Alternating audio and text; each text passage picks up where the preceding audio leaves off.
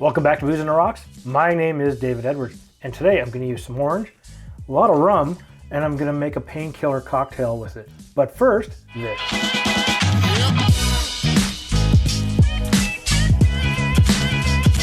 Alright, so let's get into it.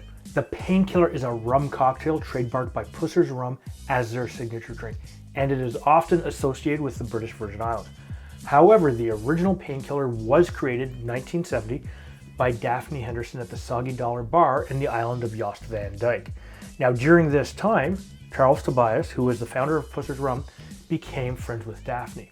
So if you want to scroll up here to 1980, Charles went to Great Britain's Royal Navy and secured permission to commercialize their rum. But at this time, he was still seriously in love with the Painkiller. So one night, he was able to sneak some of this drink away from the Soggy Dollar Bar, and he went to work trying to figure it out. After that, and a little bit of time and some money, he went back and told Daphne that he cracked her little secret.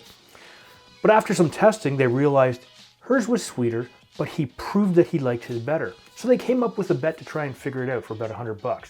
So what they did is they did a side-by-side comparison at her bar for the local patrons. The local patron said, yeah, his was better. He went, yeah, I'm $100 richer. And then he went and started selling it at his own pub. But he always made sure that he gave her credit for its inspiration. But you know what? Let's see how good it actually is. So the first thing, of course, I need is my shaking glass. Look at that. Of course, we're going to use some rum. Now, the original recipe that he did calls for Pusser's Navy Strength rum. And that is trademarked. So it's not really a proper painkiller if you don't use that. However, it's trademarked and I'm not paying him, so I'm going to use some Gosling's Dark Rum.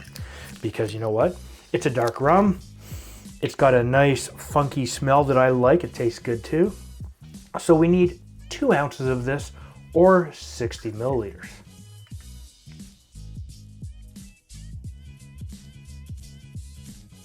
And because this calls for a little bit of Navy strength, maybe a bit more than needed. So the next thing, of course, I need is a little bit of pineapple juice. However, I still can't locally get any pineapples, but I do have fresh pressed unsweetened pineapple juice here. And I need 4 ounces of that, or 120 milliliters.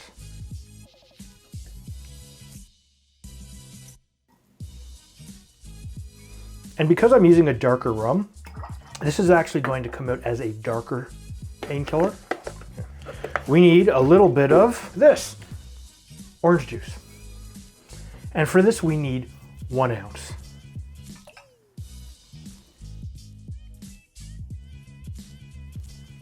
Now we're going to get some creaminess, and what we're going to do here is use a little bit of cream of coconut. Make sure that when you open your can, you have it at about room temperature so it stays nice and nice and consistent. That way it flows easily and it doesn't look all chunky and gross. It's just kind of one of those things, right?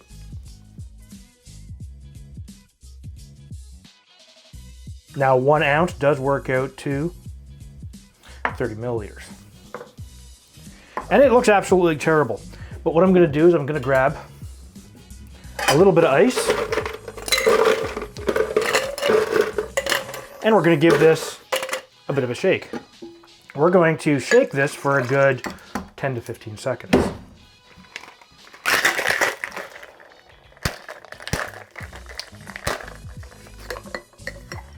Okay. Now, normally you would see this in a hurricane glass, but I really don't want to do this in a hurricane glass today. Or you might even see it in a double rocks glass. However, I'm going to be fancy. I'm going to pretend I'm on a beach someplace. And you know what?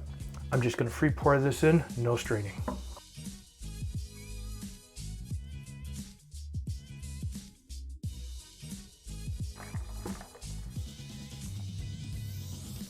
Look at that. Looks pretty good, doesn't it? But we're not done because this requires a garnish. But I don't need a knife for that. I'm going to use a piece of nutmeg. And what I'm going to do is I'm just going to grate my nutmeg over here because we want to give it those nice nutmeg spices. Ooh, looking good. And I want a green garnish. Because I don't have a pineapple, I don't have pineapple frond, but I have a lime. So let's just move this over here. And what I'm going to do is I'm just going to take a very skinny little piece here of the skin. And what I'm going to do is I'm going to give it a bit of a trim. We're going to make this look nice. And what I'm just going to do is I'm just going to square this up. And I'm going to turn this into a little bit of a lime twist. You know, nice, tidy, looking good. Here we go. We'll give this, twist this up. So we have this nice little touch of color. Look at that. This is a Painkiller David style from Booze on the Rocks. You know what? Let me know down below in the comments if you would use a different type of rum to give you that rum strength that you want, or even consider doing some rum splitting, you know, 2 different types of rum to get that flavor that you really like. But let's take a sniff and give it a taste and see what we think. That's a nice looking drink. Oh yeah, you can get some of the spice notes directly from the nutmeg, which is nice. You even get some sense of the oils from the lime. Let's try it.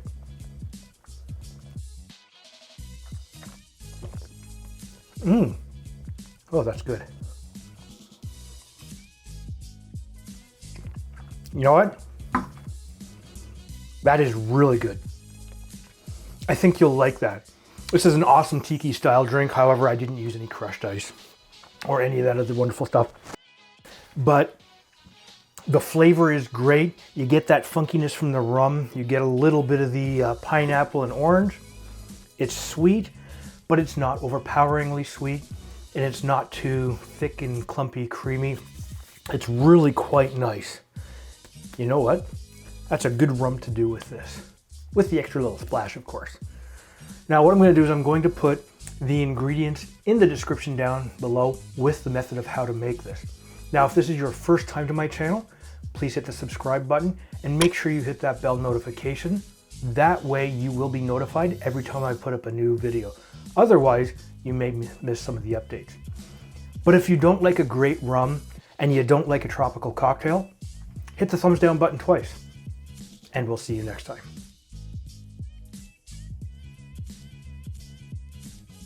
My name is David Edwards, and today I'm going to use some orange, some rum to make this. I'm going to use a little bit of orange, a little bit of rum to make this, the cocktail, at his own pub. However, he doesn't give Now let's fast forward to 1980, and Charles went to Great Britain. It's Great Britain.